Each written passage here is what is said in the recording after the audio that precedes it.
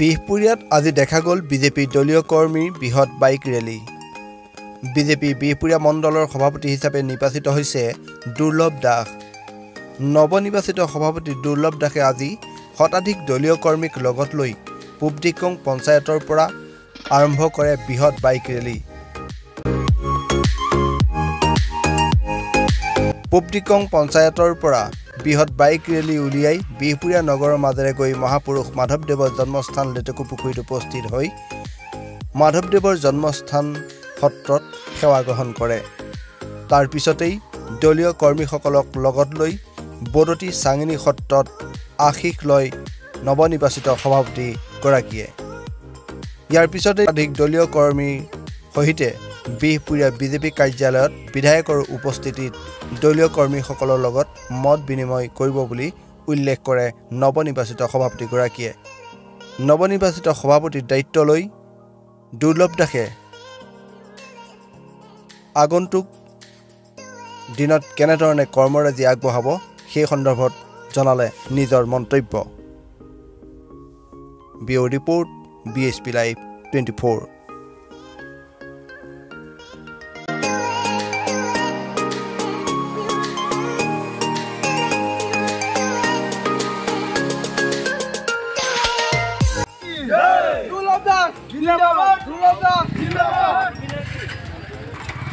বহুত ভাল লাগিছে।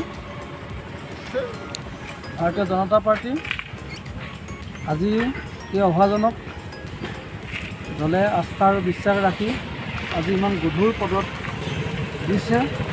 তাৰ বাবে মই প্ৰথমে আমাৰ ৰাষ্ট্ৰীয় সভাপতি ভৱেশ কলিতা ডাঙৰীয়া, অসমৰ মুখ্যমন্ত্ৰী হিমন্ত বিশ্ব শৰ্মা ডাঙৰীয়া আৰু আমাৰ লখিমপুৰ জিলাৰ DRO অনুপ বৰ্মন ডাঙৰীয়া, লগতে অতি শ্ৰদ্ধাৰ ৭৩ নং বিহপুৰীয়া বিধানসভা সমষ্টিৰ সন্মানীয় বিধায়ক ডক্টৰ অমিয় কুমাৰ ভূঞা ডাঙৰীয়াক মই আন্তৰিক অভিনন্দন জ্ঞাপন কৰিছোঁ।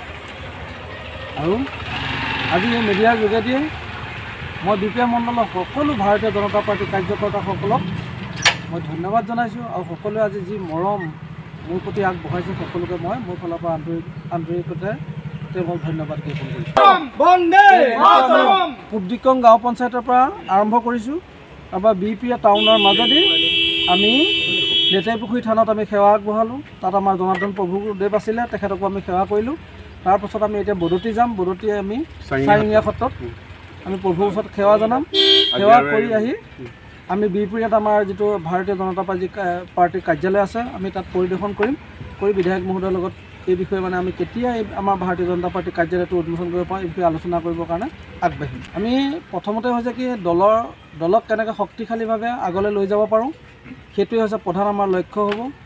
আৰু আমাৰ এতিয়া আমাৰ আহি আছে অৰুণোদয়ৰ পৰা ধৰি আমাৰ বিভিন্ন দুখীয়া ৰাইজৰ কাৰণে যিবিলাক আঁচনি আহি আছে, এই আঁচনিবিলাক যাতে সঠিক দুখীয়া মানুহে পায় তাৰ বাবে বিধায়ক মহোদয়ৰ লগত আলোচনা কৰি যাতে দুখীয়া মানুহখিনিক আমি এই অৰুণোদয়ৰ পৰা ধৰি বিভিন্ন আঁচনি চৰকাৰৰ যিখিনি আঁচনিসমূহ দিব পাৰোঁ তাৰ কাৰণে প্ৰয়াস কৰিম। আৰু দলটো মজবুত কৰি ৰাখিবৰ কাৰণে প্ৰতিটো জেগা প্ৰতিটো পঞ্চায়তত দলৰ কাৰ্যকৰ্তাৰ লগত নিজে গৈ আলোচনা কৰিম।